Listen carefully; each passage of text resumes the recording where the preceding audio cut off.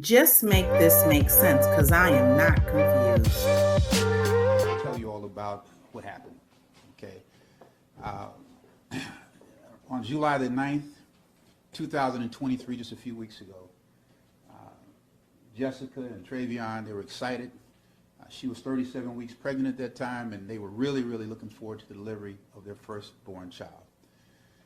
Her water broke at about 10 o'clock in the morning on the 9th. Appropriately, she went over to labor and delivery over the Southern Regional. They admitted her and put her on an IV and gave her some medicine to basically progress the delivery. She labored for about 10 hours, and then probably around 10, or strike that, about 8:40 in the evening, she was fully dilated, and they told her to start pushing.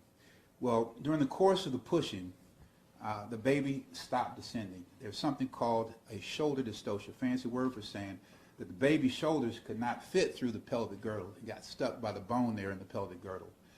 That was recognized, and what wound up happening after that is just brutal.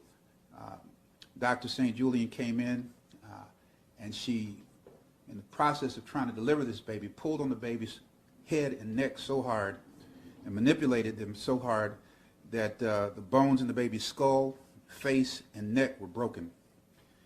When Dr. St. Julian finally took Miss Ross to the operating room for a C-section, cesarean section, where they cut the belly and deliver the baby through the abdomen, when the womb was open, the feet came out, the body came out, and there was no head. The head was stuck in the vagina, and the head subsequently was delivered vaginally.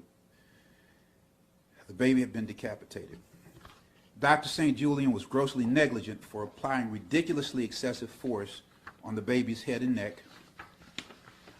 Dr. St. Julian and the nurses at Southern Regional Medical Center, they were grossly negligent for not getting the help of the on-site in-hospital OB in a timely manner. They have a hospitalist obstetrician who's there on site. And when doctors have problems with delivery, the first thing you do is call them and you get help. You get another perspective, another angle. This was not done in a timely manner, negligently. And then also, the nurses at Southern Regional Medical Center were grossly negligent for failing to advocate and insist in other capacities that Ms. Ross got a C-section quicker, sooner, in a more timely manner. So those are the allegations that we claim in this suit. We just filed it. We're going to be very, very aggressive with the discovery. We're going to put all of these people who were in the room under oath and find out what they have to say specifically about what happened that tragic, tragic evening. That is the essence of our suit. That's the essence of the press conference, and we're going to open things up for open things up for question right now. Have you spoken with the hospital? I mean, why do you think they tried to cover this up? Yeah, we cannot speculate about what the motivations were for the lack of candor, the lack of disclosure, the misrepresentation, and the fraud.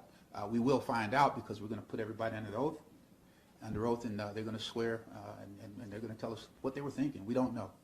How long did it take Jessica and everyone to learn what happened to their child? Attorney Lynch, if you would. This is dealing with the fraud and cover-up. The family went in on the 9th for the delivery of the child. They were not notified of what actually happened until the 13th, a few days later. And that was from the medical examiner? That wasn't No, from the that was hospital? from the funeral home. That was from the funeral. Yes. Can you also speak to the fact that they were not allowed to hold their child? Yes, they were not allowed to hold their child. The hospital basically said, hey, well, we can't let you hold the child. We can, and my understanding is that they at one time did not want them to see the child. But what they did, the hospital wrapped the child up very tightly so that they could not see what actually happened, and they were able to see the child behind the glass. And let me be more specific. In an attempt to basically misrepresent and miscommunicate to the family, when they wrapped this baby up tightly, they propped the baby's head up on top of the blanket to make it appear as though the head was actually attached when it wasn't. So they actually saw the baby on the day of the delivery? The day that morning, well, the day of the delivery, it's my understanding that same day. So when I say same day, it kind of went from the 9th into the 10th.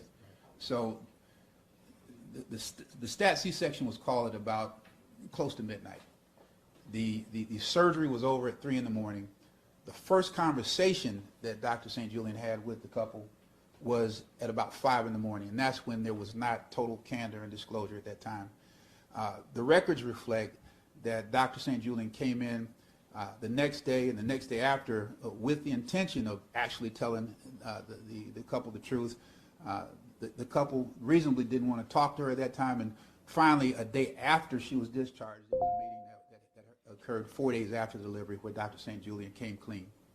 Just for clarity purposes, can you kind of go through the timeline of when the birth happened or the C-section? Sure. When they learned their baby did not make it, and then when they learned Okay, what actually okay. happened? And all of this is in the complaint, in the facts, but And can you step closer to the? yeah, all of this is in the complaint and it's in the facts, but the water broke at about 10 in the morning. They were admitted into the hospital at L&D at about 10 in the morning, 10:11 in the morning. The labor continued at about 8:40 in the evening. That's when she was fully dilated and she started pushing. All of the shoulder dystocia and the failure to sin occurred from 8:40 until about midnight. At about 11:49 p.m., after Dr. St. Julian had been manipulating the head and the neck and the like, trying to get this baby delivered, that's when she finally called for the stat C-section. And they took Miss Ross from the labor delivery suite, which is a separate room. The operating room was just right next door. So they rolled through the doors, and then they proceeded and started with the C-section. The C-section, the baby was delivered at about 12:11. That's what the records show. You could go back to the complaint and just verify. But about 10 minutes after rolling the baby back there, the mother back there, the baby was delivered again. Half of the baby first, and then the head a couple seconds after that. And then at 5 in the morning, after the surgery was over at 3 in the morning. At 5 in the morning, that's when Dr. St. Julian came in and gave them the misinformation. Did your clients raise concerns during the delivery about how things were going, and did they feel like they were ignored because of their race? The answer is, in fact, yes. There's going to be more evidence developed in this, but my clients asked for a C-section much sooner than it was ever delivered, while the baby was viable. And I don't know if Jessica or Trayvon are willing to talk about just what the emotional impact has been like. I can tell you, we've asked them to do that. They've declined at this point. It's just too overwhelming for them. I mean, that was the plan as of yesterday, but when they were sitting in the conference room, they looked at y'all and said, we just can't do it. Sorry, one more question. Did they feel like insurance or lack of insurance was playing into this at all in the decision not to go for a C-section sooner? No. All right. My law partner, Keith Lindsay, just has conclusionary remarks. Thank you, Ron.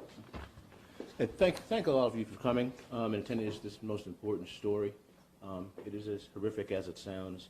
We're happy to email copies of the complaint to each and every one of you. We'll get with our paralegal Alexis for that. And then if you have any questions or requests for interviews, contact Ryan Julison. His number is 321-377-6877.